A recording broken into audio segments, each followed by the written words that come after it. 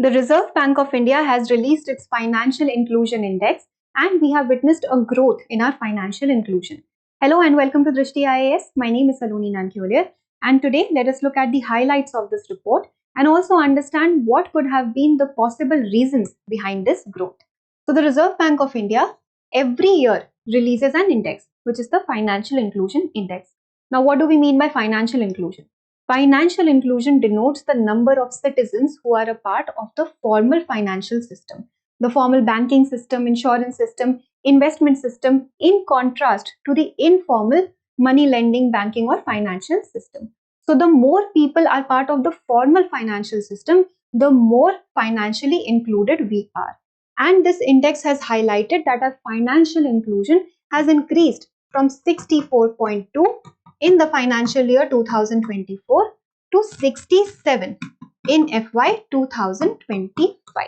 So there is a growth of 4.3 percentage points, which means that more and more people, more and more citizens are now a part of our formal financial system, and this is a good thing for India's growth and economy. And it also tells us that this growth is across all segments and across all sectors which were evaluated in the index. So this again is a positive indicator that our economy is moving in the right direction. Now, let us discuss a little bit about the index in general. So the Financial Inclusion Index is a composite index which is released by the RBI in consultation with the government and other stakeholders. Because we're talking about multiple segments and multiple sectors here, so we have to do this in consultation with different stakeholders. And the first time this report was released was in August 2021. Ever since then, annually this report comes out, and right now we're talking about 2025's report, which has seen a growth in the financial inclusion. Now, how is this growth calculated? How did we decide? How did we come to know that there is a growth? There are three parameters or three indicators for that. First is access, second, usage, and third, quality. Access, usage, and quality. These are the three indicators for deciding the growth or deciding the performance of financial inclusion in the country. Now, access talks about the availability of financial services to our citizens. For example, how easily are bank ATMs available, bank branches available, how many banking correspondents do we have, how many do we have in the rural areas and in the urban areas. So how easily or how accessible are the financial services to the citizens is taken care of in the access category. And the weightage for this is 35%. The weightage here is 35%.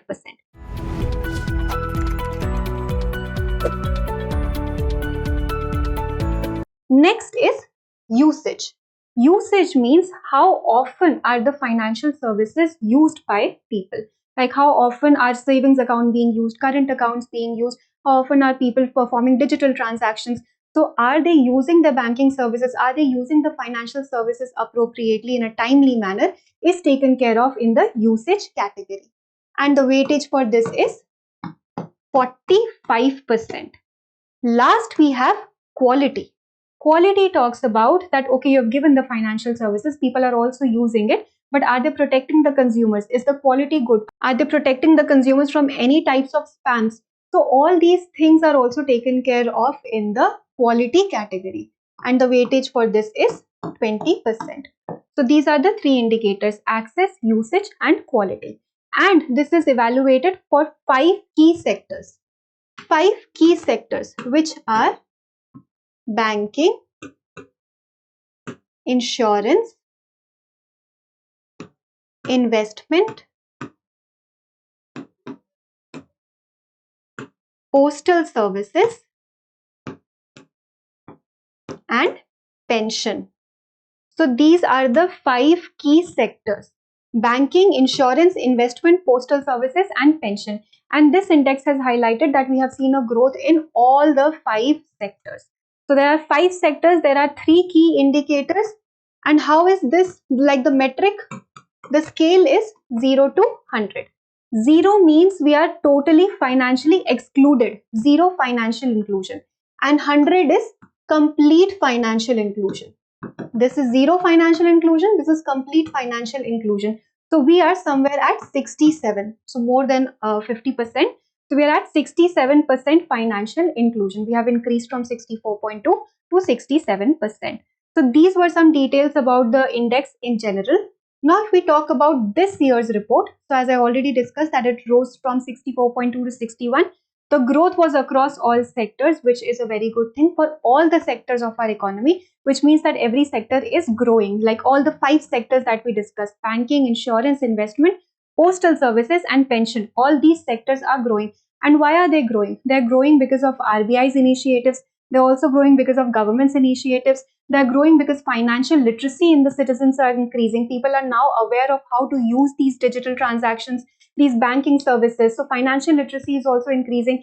And when we talk about postal services, if you notice, there was a sector which was postal services. So postal services has also increased the use of banking or financial services in the rural areas, especially in the rural areas, because you cannot have bank branches in every rural area. There are some physical challenges, logistical challenges.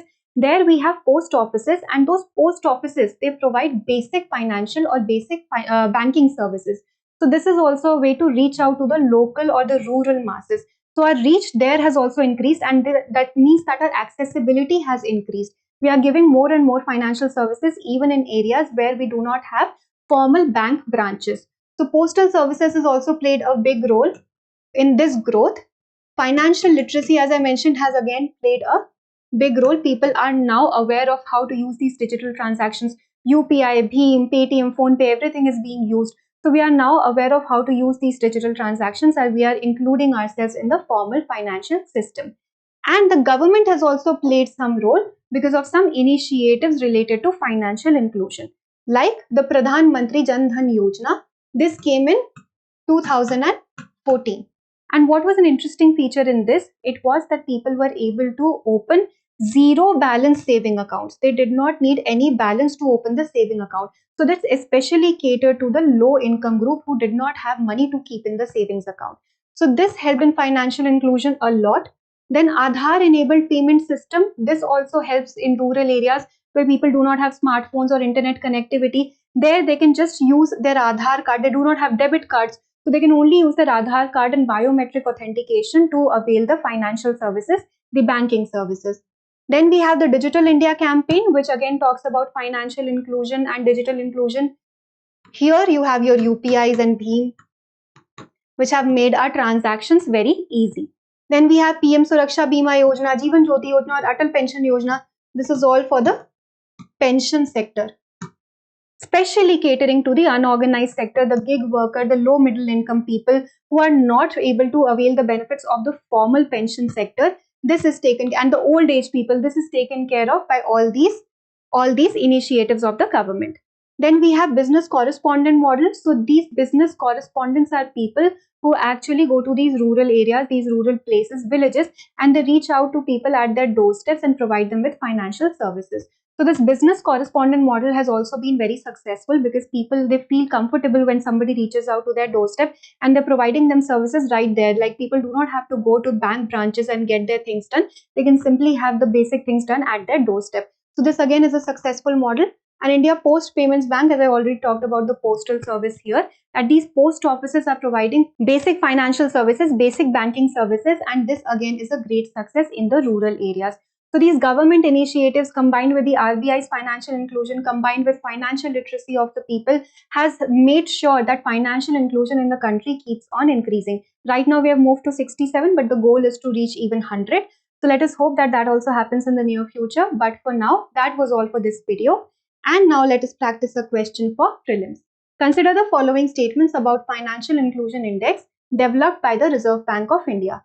1. The FI index has a range of 0 to 100, where 0 signifies complete financial inclusion.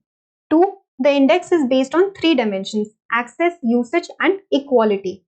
3. The FI index includes data from banking, insurance, pension, postal, and investment sectors. Which of the statements given above is or are correct?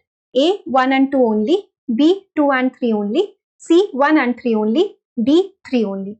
Thank you for watching the video, and please provide your answers in the comment section. For more informative content, like, share and subscribe, and do not forget to press the bell icon to get the notifications.